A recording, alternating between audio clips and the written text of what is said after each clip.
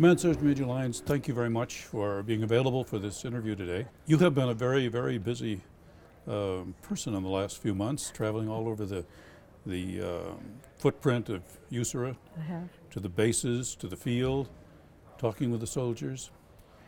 I mean, USAREUR has been in a high ops situation for a long time, and they have, have a heavy workload, and we're in the situation today with slower budgets, and personnel situations. Yes, sir. What are the troops telling you? What are they saying out there?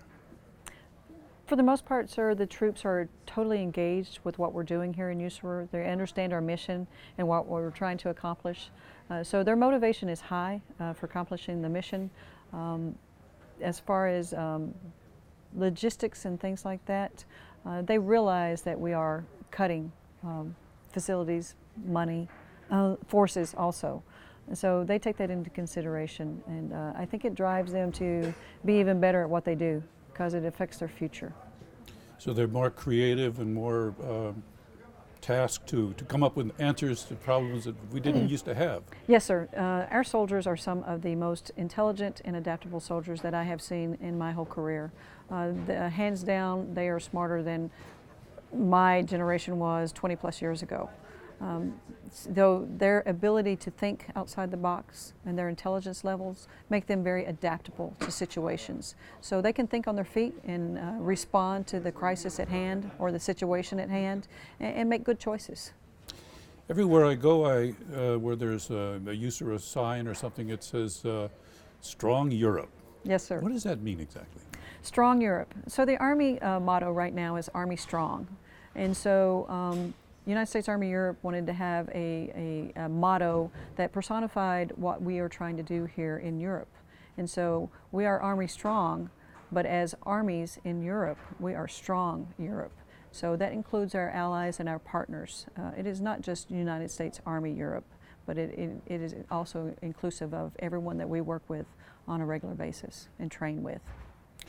This is Women's History Month. Yes, it is. And the U.S. military, women in the U.S. military have really come a long way in the recent years. But what are the challenges that are still out there? Sir, I think the challenges that are still out there are mindsets, mostly. Logistics, things like that. I think the overall concern is women being able to prove their capabilities. And by the changes that have just occurred, they are being given the opportunity to prove themselves, that they are capable, that it's not based upon gender, that it's just based upon being able to do the job. So we've had 3 women who have completed Ranger School, and they did an outstanding job. And I think that is representative of the future to come. Challenges are just a mindset of the way we used to do business to how it will become in the future of doing business. What are your goals for the remainder of your term as Command Sergeant Major of USAREUR? What are you looking forward to accomplishing? What I'm looking forward to accomplishing, sir, is that we develop the interoperability among our allies and our partners so that we all work together.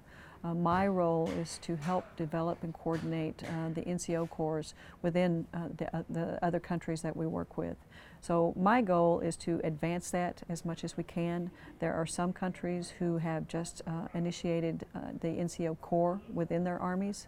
So if I had a goal, it would be to see them bring it to fruition so that they are successful like our NCO corps is within the United States Army. Command Sergeant Major, thank you very much for speaking with us today. Thank you. I appreciate the opportunity.